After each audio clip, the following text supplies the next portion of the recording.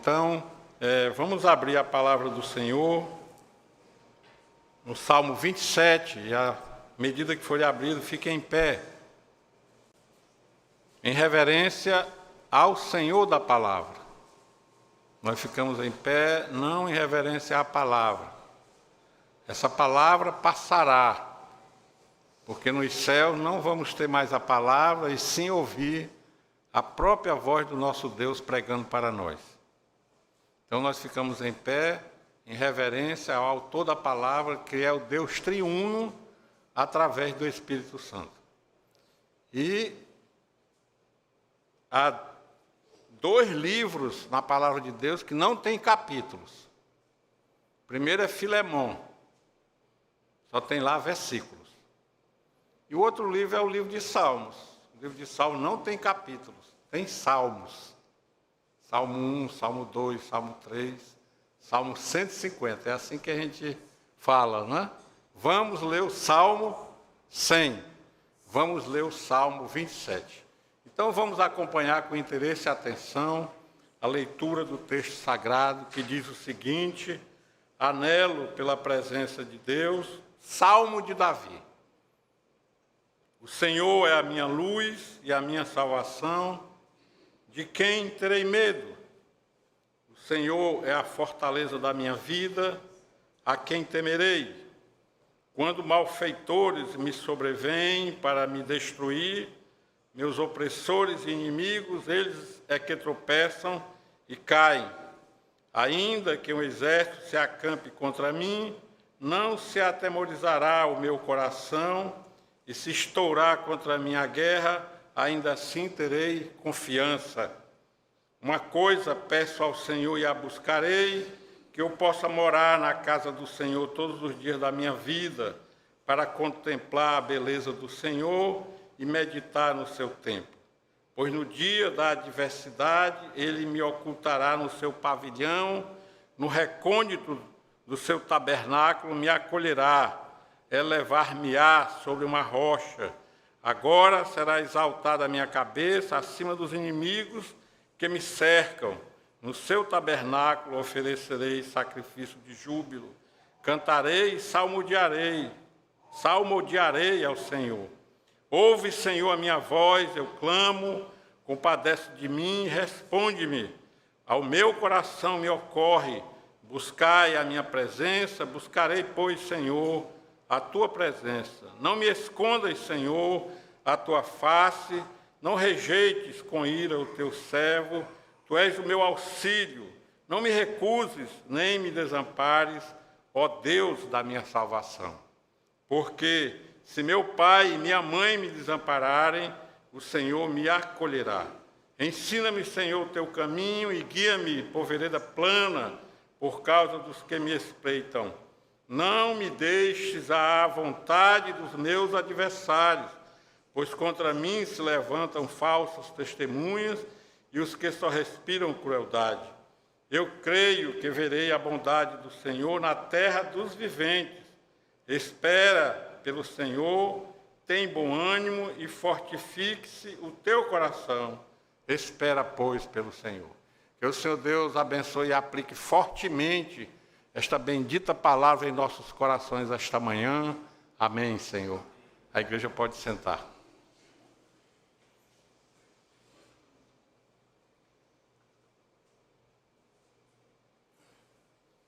Amada igreja do Senhor Jesus Cristo, nós sabemos que Davi,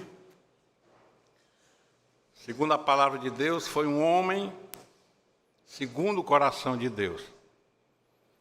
Mas todos os eleitos e eleitas também são homens e mulheres segundo o coração de Deus.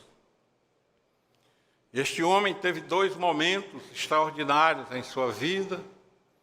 Os momentos em que ele caminhava junto ao Senhor, e nós vamos ver que fortemente o Senhor estava presente na vida dele, e ele escreve salmos. Se nós quisermos aprender grandes coisas sobre o Senhor, nós vamos aprender em toda a Bíblia, mas especialmente no livro dos Salmos, porque Davi tinha uma intimidade tão profunda com Deus, que Deus revelava para ele como ele era.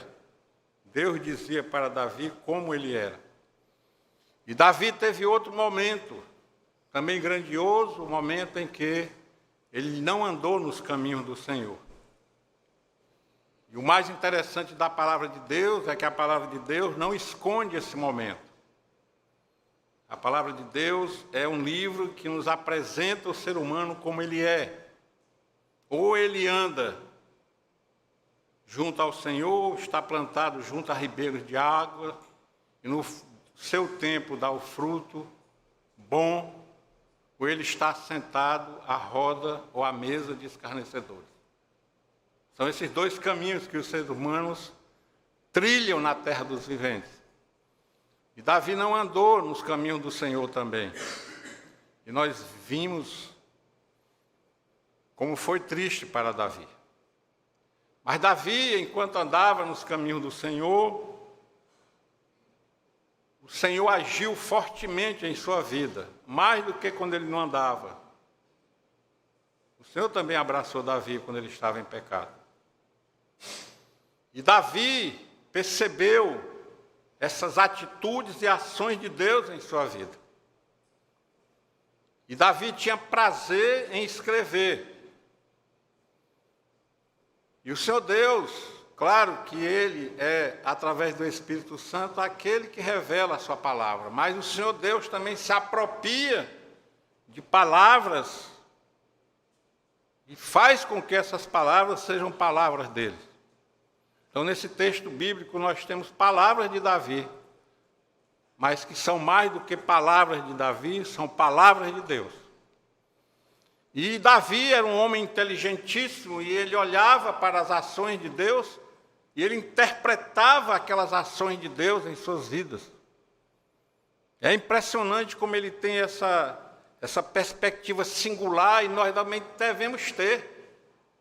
E agora mais ainda, porque além da atitude de Deus em nossas vidas, nós temos a palavra de Deus que nos revela de suas atitudes em nossas vidas, para a gente compreender aquela atitude em nossas vidas de Deus. E aqui, claramente, Davi estava sendo perseguido, ou ele foi perseguido. Ele tinha muitos inimigos, tanto interno como externo. Os reis daquela época, os povos daquela época, e na sua casa também, porque o seu querido filho Absalão se revoltou contra ele, formou um exército contra ele, lutou contra ele, e teve uma morte horrível, que Davi chora durante a noite toda aquela morte. Mas mais importante do que isso é nós entendermos as palavras de Davi nesse texto. Ele viu o livramento, ele entendeu que foi o Senhor Deus que fez o livramento, e ele, diante do livramento, ele vai chegar a uma decisão na sua vida. E ele escreve aqui um dos textos mais extraordinários a respeito de confiança em Deus. Qual deve ser o nosso nível de confiança em Deus? Quando eu faço isso, sempre tem que ser em alto. Um nível altíssimo de confiança em Deus. Mas às vezes a gente confia mais nos homens, né, e na nossa mente finita do que em Deus.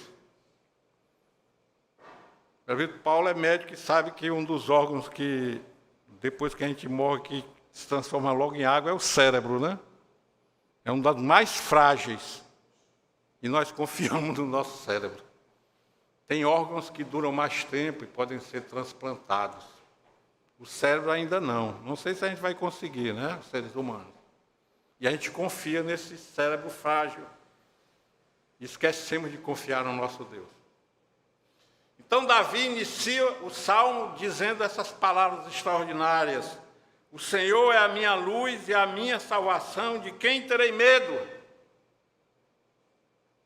Ele toma posse dessa perspectiva e desse entendimento que ele teve. Ele não quer outro ser.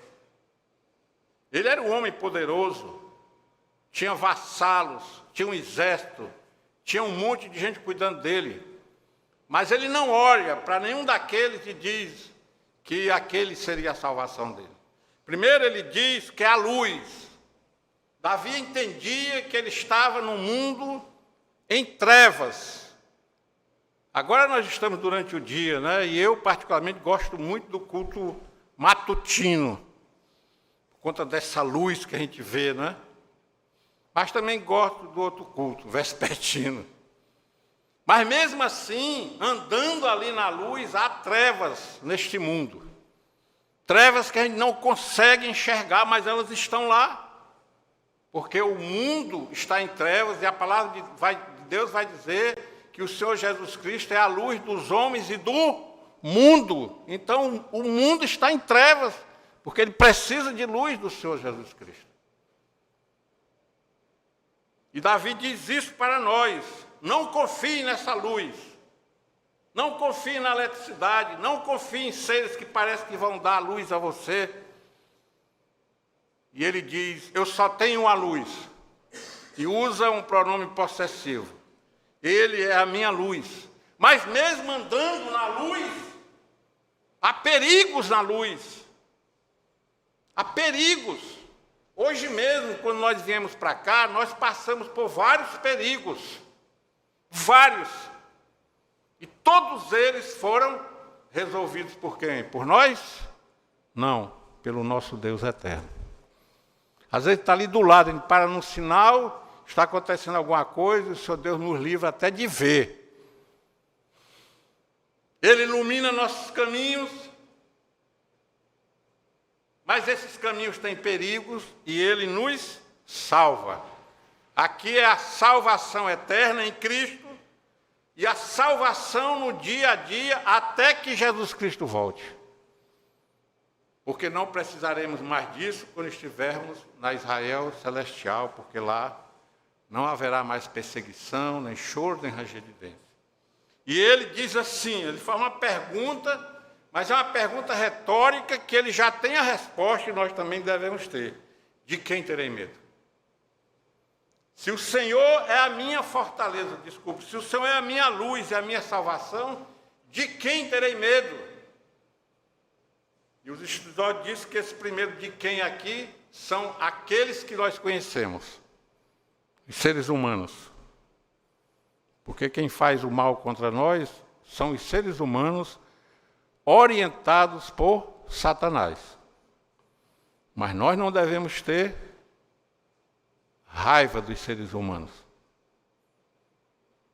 Porque a nossa luta não é contra eles, como Paulo vai nos ensinar. Não é contra sangue nem carne, ou seja, seres humanos. E sim contra Satanás. Essa é a nossa guerra maior. Então ele chega à conclusão que ele não terá medo, vai se levantar e se levantam mesmo. Nos nossos empregos, até na família, até na igreja do Senhor Jesus Cristo. Se levantam adversários. E o que é que nós devemos dizer? De nenhum deles eu terei medo. Mas olha a profundidade, né? Porque se não fosse um texto bíblico aqui, ia dizer que era um texto filosófico. Que Davi vai ao auge do auge. E aí ele continua e diz assim: o Senhor é a minha fortaleza, o Senhor é a fortaleza da minha vida. Depois que ele fala que o Senhor é a luz e o Senhor salva, aí ele vai dizer, tem mais uma coisa que o Senhor faz, ele nos protege e nos deixa ali de forma altaneira. E ele fala aqui que não é uma fortaleza humana. Aliás, os humanos já construíram várias fortalezas, é só ir olhar para a Europa. Tem um programa aí que é só sobre os castelos da Europa, na TV fechada. 99% deles estão em ruína.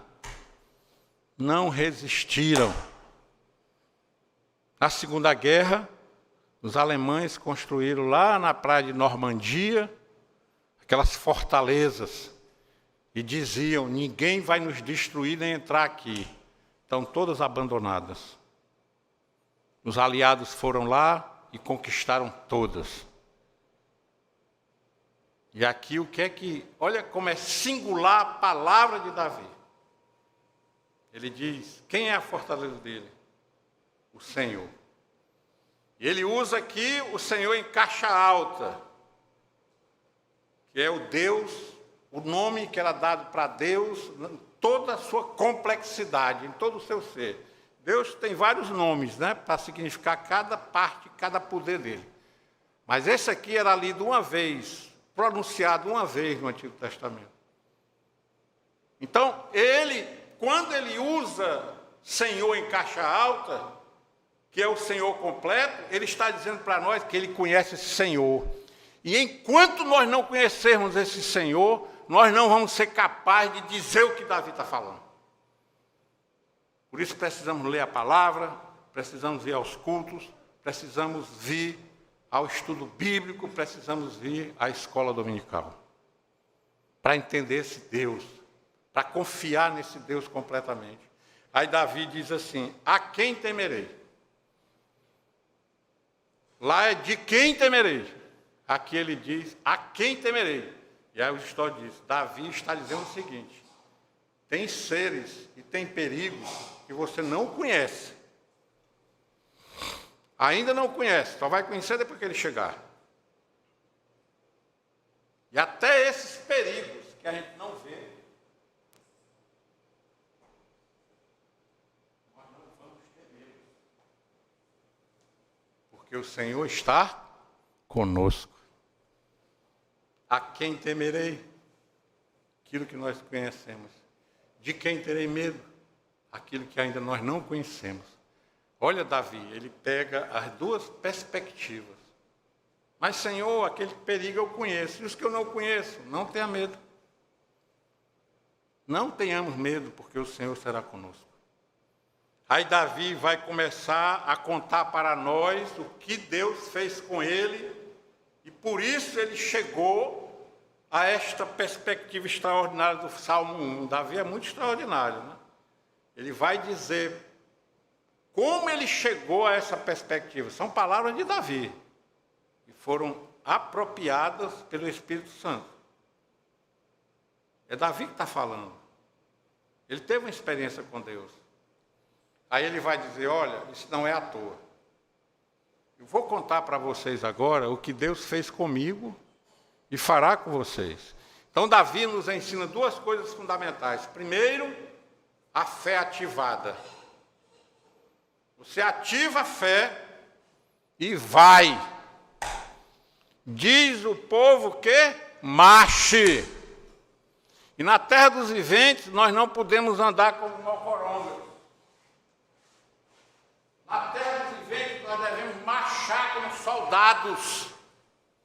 Uma ordem unida. Eu fui militar, alguns daqui sabem disso. Então, quando o tenente dizia, mandava posição de sentido, descansar sentido, aí ele dava a ordem. Marche! E todos saíam da mesma forma, não ficava ninguém para trás. Essa é a perspectiva nossa na terra dos viventes. Aí Davi vai contar para nós, quando malfeitores, olha quem é que apareceu para ele. Quando malfeitores me sobrevêm para me destruir, Gente, é como se você estivesse andando assim, tranquilamente, aí caísse alguma coisa sobre você. Você não está esperando, né?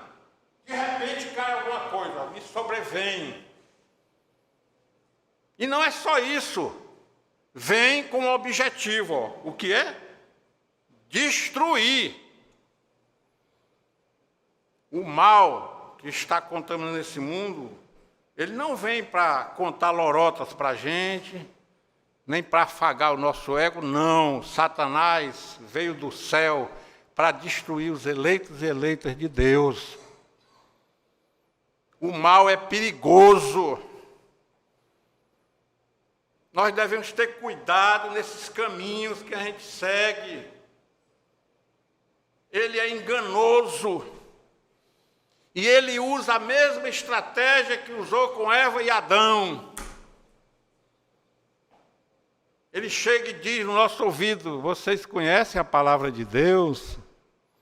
Vocês sabem que não é para fazer isso ou aquilo? Aí o que é que nós respondemos? Claro que eu sei de Satanás. Eu conheço a palavra de Deus. Na igreja nós estudamos a palavra de Deus. Na igreja nós lemos a palavra de Deus. Essa igreja tem essa perspectiva de ler muito a palavra de Deus. Aí ele disse, está certo. Igual Eva, né? Perguntou 2 vezes. Sabe que não é para comer? Sei. Aí ele pergunta de novo, tu sabe que eu sei? Aí o que é que Eva fez? Comeu. Sabe o que é que nós fazemos? Eu vou dar uma voltinha ali com Satanás. Satanás não usa caminhos grandiosos como o nosso Deus. Nós estamos numa jornada para a eternidade. Num caminho sagrado, estabelecido na terra dos viventes, um lugar que não é sagrado. Satanás não, Satanás tem vielas, becos, veredas, que não são as veredas da justiça, claro. E essas veredas vão nos levar para um buraco grande. Aquele que a gente estava, né, no Salmo 40, poço de perdição, tremedal de lama, nós fomos extraídos de lá, aquilo ali, porque se nós fomos extraídos de lá, porque aquilo não é do Senhor. Aí veja o que ele diz, ó, quando malfeitores me sobrevêm para me destruir, aí ele completa, não é só malfeitores, são opressores, são inimigos. Só cita 3 aqui, né? Mas aqui a interpretação é isso, são esses 3. Mas a aplicação, qualquer coisa que vier nos destruir. O que ele diz? Eles é que tropeçam e caem. Impressionante! Estamos aqui. 1 milímetro antes de chegar a nós, eles tropeçam e caem. Não tocam em nós. E se tocarem, foi porque Deus deu uma ordem para ele, como ele deu para Satanás lá em Jó. Tem a gravação, né? Como ele deu para Satanás lá em Jó, está certo. Desce, mas faz isto com o meu servo. Ele deu uma ordem para Satanás, só faz isso aqui com o meu servo. Amada igreja, Satanás é o ministro de Deus. Satanás só faz as ordens de Deus, porque se ele fizer coisa que não é ordem de Deus, a gente prejudica o conceito de Deus eterno. Grandioso, poderoso, que controla todas as coisas. Mas mesmo sendo ministro de Deus, devemos ter cuidado com isso. Ainda que o exército, olha como é que os inimigos vêm. Davi é muito singular, não é? Ele diz o que ele entendeu, depois ele fala, não é, de malfeitores que vêm destruir, opressores e inimigos. Aí diz como é que esses opressores, malfeitores vêm para destruir. Vêm como um exército. E aí nós precisamos ter um entendimento do que é um exército. Um exército é muita gente. São os comandados de Satanás. Ele não vem sozinho. Porque ele sabe que está guerreando e que já foi destruído pelo Senhor Jesus Cristo na cruz. Olha só. Ainda que um exército se acampe contra mim, fui do exército. A gente ia fazer manobras, a gente fazia tudo e a gente se acampava, porque tinha lá outro pessoal que era o inimigo, né? Era um exercício. A gente se acampava e depois ia à batalha. Se acampe contra mim, não se atemorizará o meu coração. Que é o primeiro lugar nosso onde nós começa a bater com mais força quando a gente está com medo, quem é? É o coração. E o coração no Antigo Testamento, ele simboliza o ser completo. Olha a profundidade de Davi.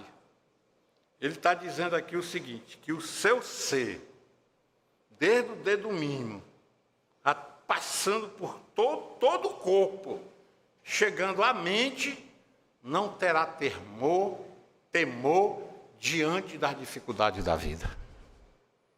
E nós devemos nos apropriar desta palavra e vivê-la. Olha só, se acampe contra mim, não se atemorizará o meu coração, e se estourar a guerra contra mim. Está só ali acampado, nós sabemos que o mal está ali. Não, ele está ali quietinho, não vem ainda não. Mesmo ele estando quieto, você não terá medo. Mas se ele se manifestar, olha o que Davi está dizendo, e se estourar contra mim a guerra, e se estourar contra mim o mal, o que é que ele diz? Ainda assim terei confiança em quem? No Senhor dos Exércitos. Que algo extraordinário. Confiança. As crianças que estão aqui, ó, tudo agarrado aí às mães, né, ao pai, ao avô.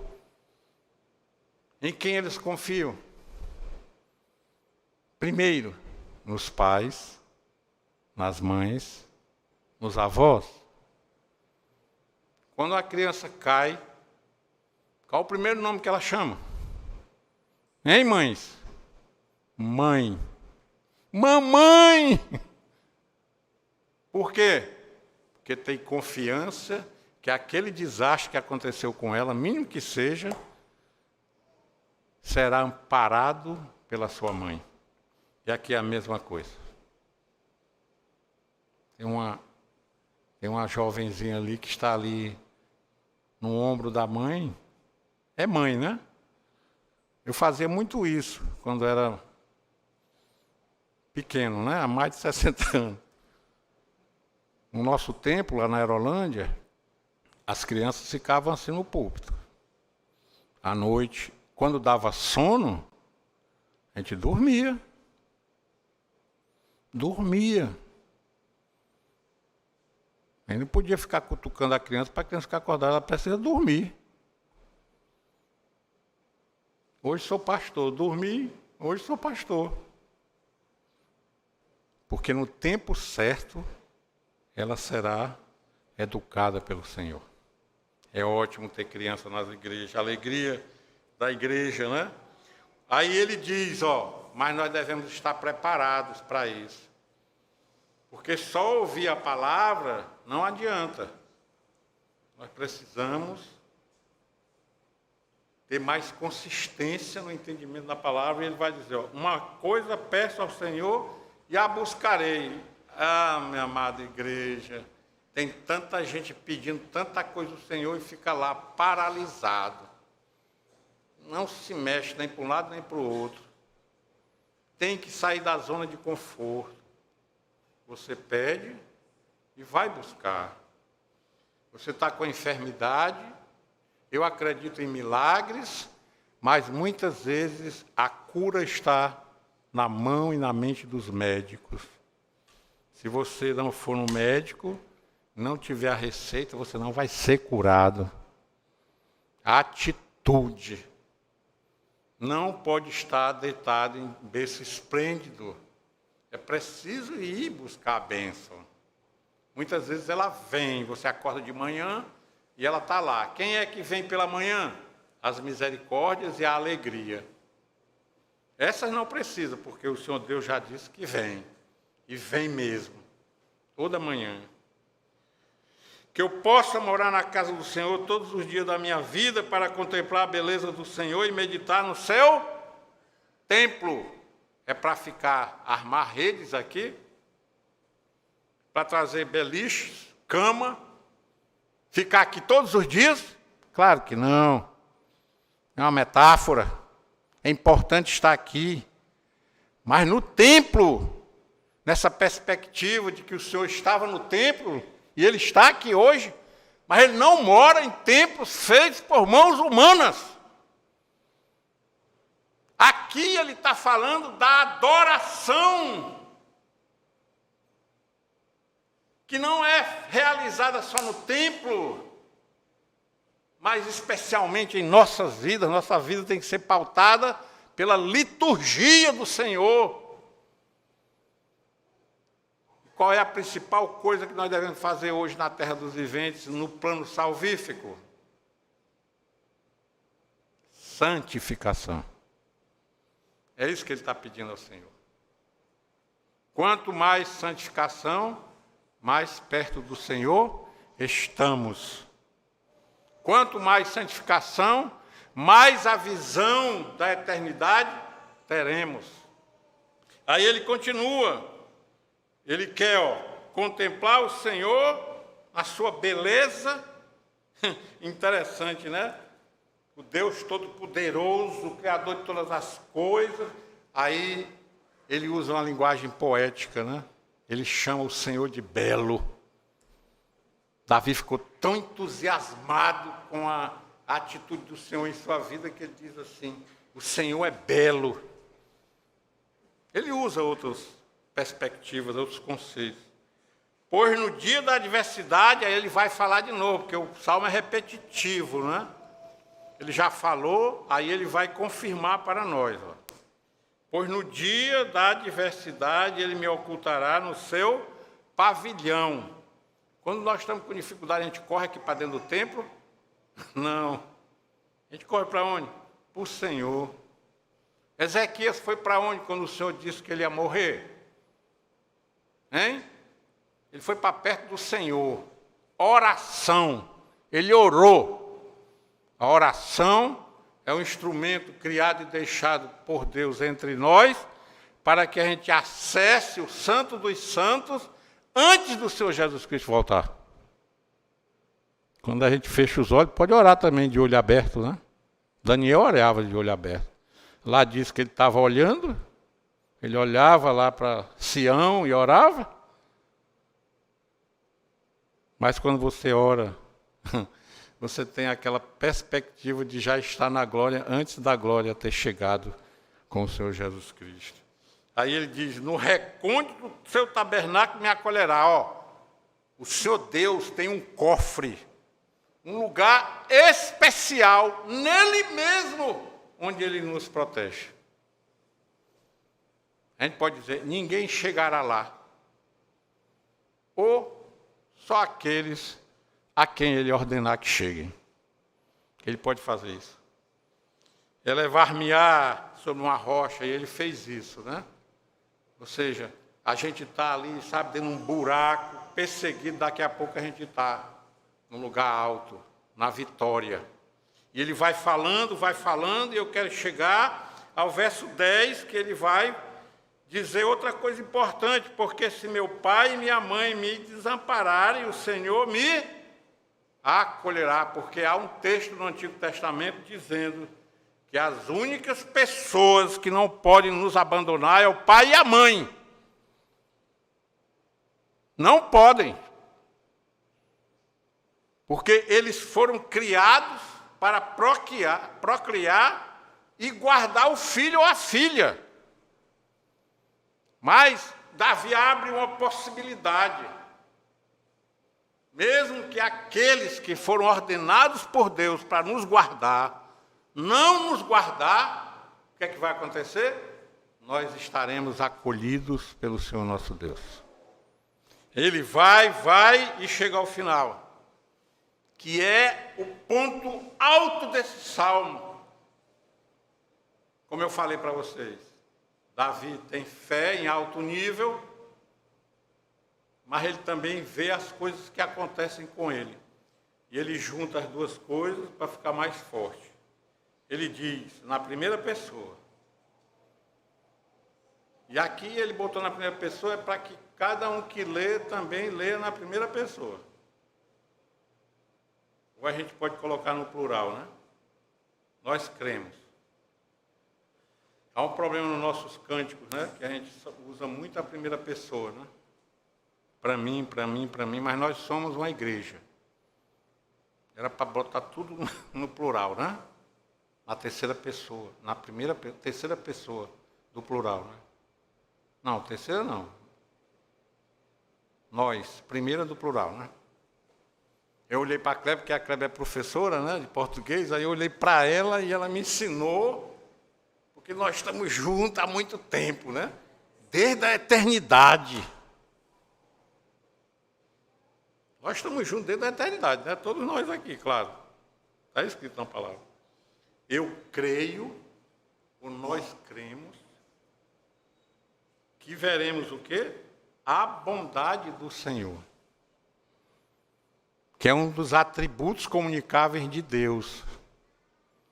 A bondade do Senhor. Aonde? Preste atenção. Na terra dos viventes. Não é no cemitério, na terra dos mortos, mas é na terra dos viventes. Nós veremos. E nós temos visto a bondade do Senhor em nossas vidas. Meus amados, vou usar aqui uma palavra bem coloquial.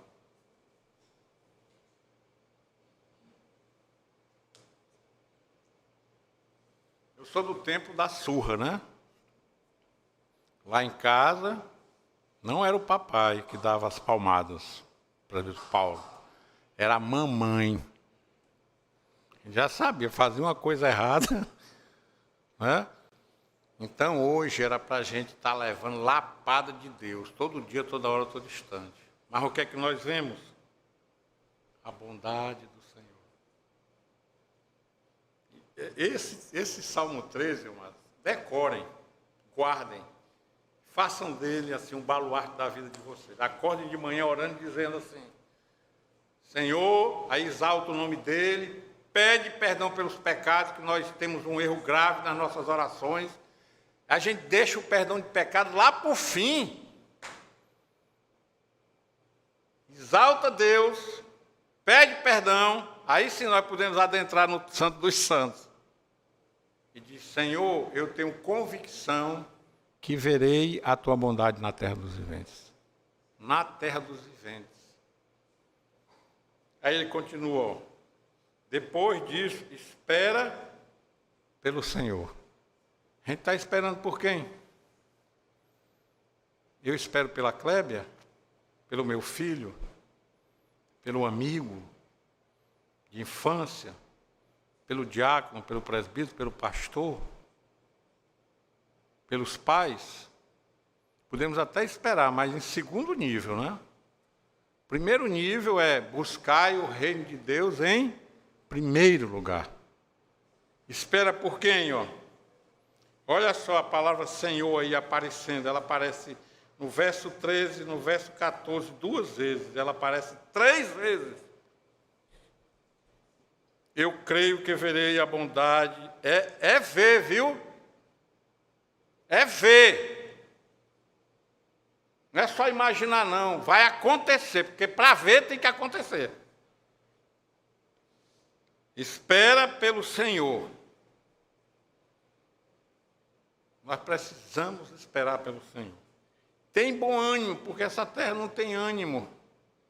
Essa terra é uma terra de tristeza. E o nosso ânimo vem de quem? A palavra diz, de quem é que vem o nosso ânimo? Do Senhor. Animado, exaltado. Ele perguntar para você, você está bem? Você tem que dizer que está bem. Mas pastor, tem gente que diz que está bem, mas está mal. Nós não estamos mal. Se nós temos a certeza da vida eterna, nós não estamos mal. Tem muitos que não têm a certeza da vida eterna e nós temos. Como é que a gente vai dizer que está mal?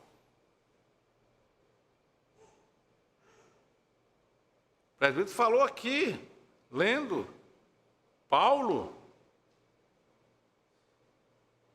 que ele estava daquele jeito, mas ele continuava confiando no Senhor, né? Impressionante. Ó, ele verá a bondade do Senhor na terra dos viventes. Aí ele já diz para nós devemos esperar pelo Senhor, ter bom ânimo e fortificar o coração, ou seja, fortificar o ser, para aguentar essas trombadas que a gente tem na terra dos viventes. Há uma participação nossa aqui, gente. E a melhor coisa que Deus deixou para nós.